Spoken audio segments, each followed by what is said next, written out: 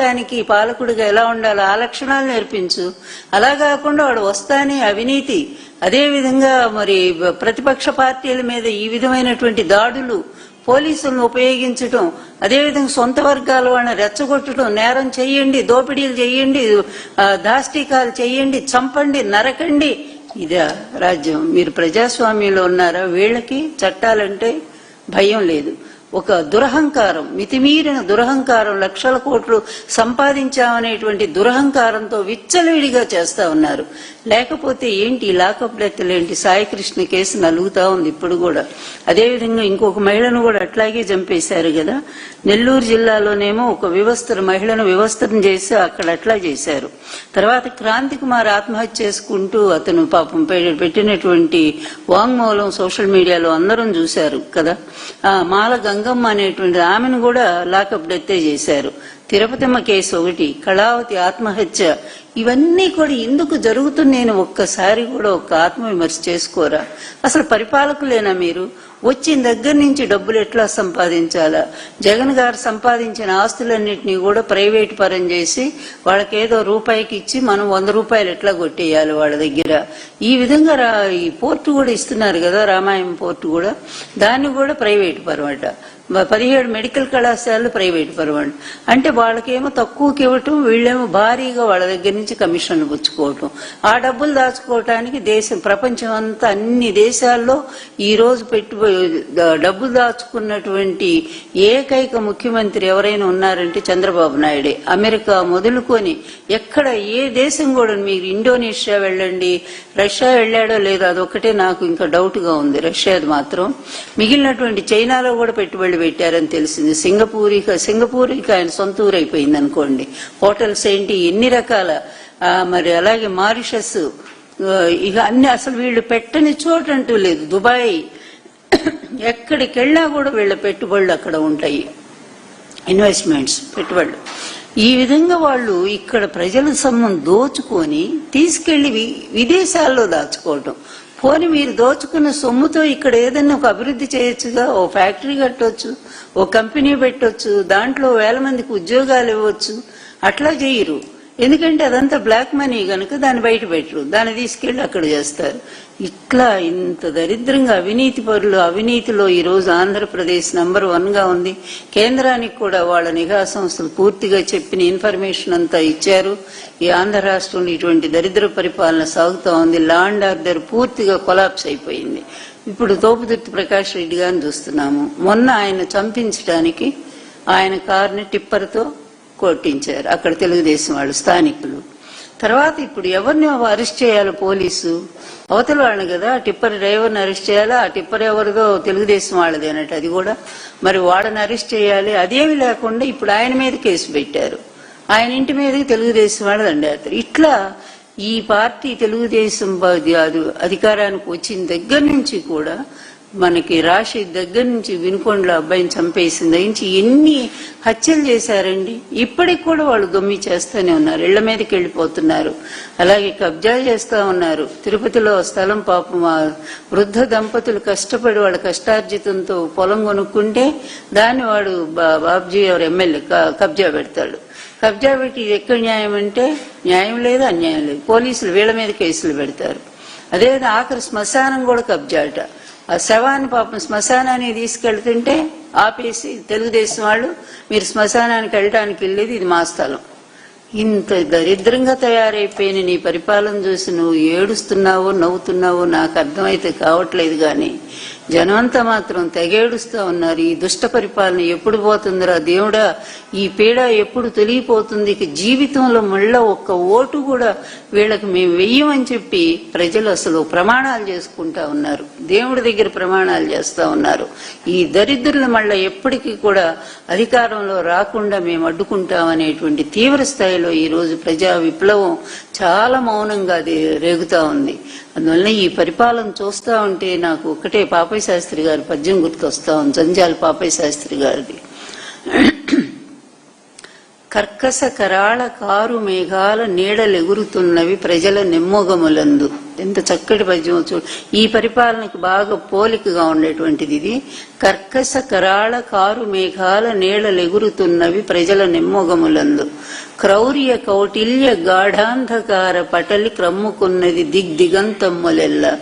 ఈ నిస్తబ్దతకు అంతరార్థమేదియో, ఏ నిరర్ధక నిర్భాగ్య నీరసగళం వెలుగెత్తి వాపోవునో, ఏ నీరంధ్ర నిశీధి గర్భకుహరం మీ పౌనఃపుణ్యము దాల్చునో వెలయో ప్రభాత శోభావళలు అని ఆయన ఆ రోజుల్లోనే బాధపడుతూ ఈ దేశమంతా కూడా చాలా ఒక నిశీధి చీకటి కమ్ముకొనుంది. ఈ చీకటి నుంచి రక్షించేది ఎవరు? ఎట్లా ఉందంటే కర్కశ కరాళ కారు మేఘాలు అంటే కఠినమైనటువంటి ఈ పోలీస్ వ్యవస్థ దారుణంగా యువకుల్ని తీసుకెళ్లి అరెస్ట్ చేయటమే కాకుండా లాకప్ డెత్తులు చేస్తా ఉంది. ఆ తల్లి రోడ్డు మీదకి వచ్చి ఏడుస్తా ఉంది, నా కొడుకు బూడిదైనా ఇవ్వండి, కనీసం ఆ బూడిద తీసుకెళ్లి మేము కర్మక్రియలు చేసుకుంటామని చెప్పి ఆమె కన్నీటికి అంతం లేదే. ఆమె కన్నీరు బొట్టు ఒక్కటి చాలు మీ వ్యవస్థ నాశనం చేయటానికి. నిజంగా ఇప్పటికే రావాల్సినంత చెడ్డ పేరు, వెధవ పేరు మూట కట్టుకున్నారు మీరు, కానీ ఇంకా పనికిమాలినటువంటి స్థితిలోకి ఇంకా దిగజారిపోతున్నారు. ఇదేంటనేది మీకు అర్థమే కావట్లేదు. అసలు ఎలా తిట్టుకుంటున్నారు బయట జనాలు అనేది ఒక క్షణం కూడా ఆలోచించరా? ఎందుకంటే ఆలోచించరు. మీ దరిద్రపు మీడియా ఒకటి ఉంది కదా అక్కడ ఏడ్చి, ఈ డబ్బులకు అమ్ముడు పోయిన ఎదవ మీడియా ఒకటి ఉంది కదా అక్కడ, ఆ పచ్చ మీడియా, అది ఎప్పుడు కూడా మిమ్మల్ని అక్కడే కూర్చోబెడుతుంటది, ఇంద్రుడు చంద్రుడు. ఫర్ ఎగ్జాంపుల్ మొన్న అసలు కడప స్టీల్ ఫ్యాక్టరీ ఎవరి కృషి? ఇప్పుడు కాదు, ఎప్పటి నుంచి జగన్ గారు స్వయంగా అక్కడ పొలాలన్నీ కొని వాటన్నిటికి కూడా రైతులకు భారీగా ఉన్న రేటు కంటే ఎక్కువ చెల్లించి అంత అద్భుతంగా చేశారు అక్కడ. ఆ కడప స్టీల్ ఫ్యాక్టరీ ఆయన కృషితోనే కదా జిందాల్ లాస్ట్ మా గవర్నమెంట్ లో అప్పచెప్పింది. అట్లాంటిది మొన్నెళ్ళి ఈయన శంకుస్థాపన చేస్తాడు, మూడోసారి శంకుస్థాపన. ఆ టైంలో కిరణ్ కుమార్కి చెప్పి ఆయన చేత ఆపు చేయించాడు, రానీయకుండా అడ్డం పడ్డాడు. ఎంత కుళ్ళుమూతనం అంటే ఈ రాష్ట్రం బాగుపడటం, ప్రజలు బాగుపడటం అతనికి ఎప్పుడూ ఇష్టం లేదు. ఎంతసేపు తన దరిద్రపు రాజకీయాలు, ఎంతసేపు ఈ కక్షపూరిత ధోరణి, ఈర్ష్య, ద్వేషం, ఒక పాలకుడైన వాడికి ఏవి ఉండకూడదు అంత దరిద్రపు లక్షణాలన్నీ ఆయన ఒంటి రోగంలాగానే ఆయన మనసు నిండా పెట్టున్నాయి. అలాగే ఆయన కొడుకు అట్లాగే ఆ జబ్బులే పట్టుకున్నాయి. ఎందుకంటే అదొక వారసత్వం అనమాట. ఆ వారసత్వం జబ్బు లక్షణం కొడుకు కూడా వచ్చింది. ఎందుకంటే ఈ రోజు అట్లాంటి ఒక ప్రతిష్టాత్మక తీసుకున్న ప్రాజెక్ట్ ని వస్తే నేను ఈయన పేరు వేసుకుంటాడు. మేము చూసాము ఈ పబ్లిసిటీ ఈ పేపర్లో వేసుకుంటున్నాడు. ఆయన చేతుల మీద శంకుస్థాపన జరిగింది, అది వెంటనే ప్రారంభం అవుతుందని గొప్పగా చెప్పుకుంటాం. స్వయంగా జిందాల్ గారే చెప్పి స్టేట్మెంట్ ఇచ్చాక అందరికి అర్థమైపోయింది. ఇట్లా ప్రతిదీ కూడా క్రెడిట్ చౌర్యం ఎవరు చేస్తాడు? దొంగలు చేస్తారు. దొంగల కంటే హీనంగా ఒకళ్ళు చేసిన పని నీ ఖాతాలో వేసుకోవటం, నువ్వు చేసే ఏదో పనులన్నీ కూడా మంచి పనులుగా చెప్పించుకోవటం. ఎక్కడైనా చంద్రబాబు నీ జీవితంలో నువ్వు చేసిన ఒక్క మంచి పని ఏంటో చెప్పు. ఒక్క మంచి పని మేము అడుగుతా ఉన్నాము. ఎంతసేపు నీకు నువ్వు డబ్బా కొట్టుకోవటమే తప్ప ప్రజల నుంచి ఎవరైనా సరే చంద్రబాబు గారు ఈ టైంలో ఇది మంచి జరిగింది, మాకు ఈ ప్రాజెక్టు తీసుకొచ్చారు, లేకపోతే ఈ పరిశ్రమ తీసుకొచ్చారు, ఏటా పోతాడు దావూసు. ఇప్పుడు కొడుకు ఒకడు తయాడు ఏదో అన్నట్టుగా, ఇద్దరు కలిసిపోతారు అక్కడ, సరదాగా చక్కగా ఎంజాయ్ చేస్తారు, మళ్ళా ఇద్దరు ఊపుకుంటా వస్తారు. వచ్చి ఏం తెచ్చారంటే ఏం లేదు, సిద్ధుడు అద్దంకి పోయాడు రాను వచ్చాడు. మన తెలుగులో సామెత, సిద్ధుడు అద్దెంకి పోతాడు, ఎందుకు పోయాడు అంటే వాడికి తెలియదు, మళ్ళా వస్తాడు, ఏం తెచ్చావరా అంటే ఏం లేదు. ఇట్లాగే ఉంది వీళ్ళ దావూస్ పర్యటన అనేది. రాష్ట్రానికి సంబంధించి ఇతను 4వ అనుకుంటా ముఖ్యమంత్రి. ఇతను ఇన్నిసార్లు ముఖ్యమంత్రి అయితే ఈ రాష్ట్రానికి ఎప్పుడైనా ఒక్క అభివృద్ధి సాధించాడా? ఉన్న ఫ్యాక్టరీస్ అన్నీ కూడా, చెరుకు ఫ్యాక్టరీలు ఏంటి తెలంగాణలో, ఇక్కడ ఉండేటువంటి పాల డైరీలని మొత్తం అమ్మేశారు. మొత్తం తన హెరిటేజ్ని నిలబెట్టుకోవడానికి ప్రయత్నం చేస్తా ఉన్నాడు.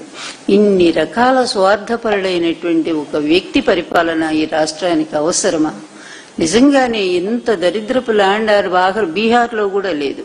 అంత నీచమైనటువంటి ఈ ల్యాండ్ ఆర్డర్ అనేది అసలు తప్పిపోయింది, దారి తప్పిపోయింది. అది పోలీస్ వ్యవస్థ పూర్తిగా దారి తప్పారు.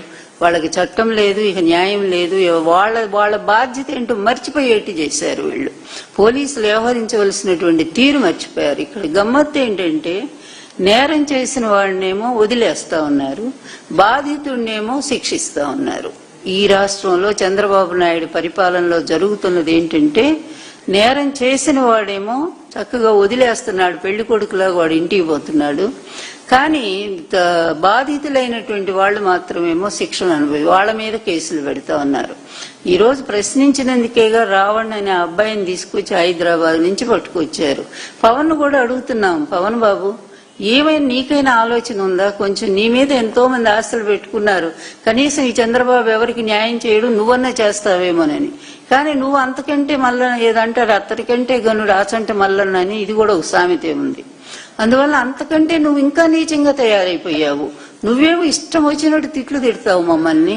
ఆ తిట్లు ఇలా తిట్టాడని చెప్పి ఇమిటేట్ చేసి చెప్పినందుకేమో అబ్బాయిని తీసుకొచ్చి పాపం అన్ని సెక్షన్లు పెట్టి తిప్పుతా ఉన్నారు అన్ని. ఇది ఎక్కడి న్యాయం? ఎక్కడి ఇది ఒక రాక్షస పాలన లాగా లేదు.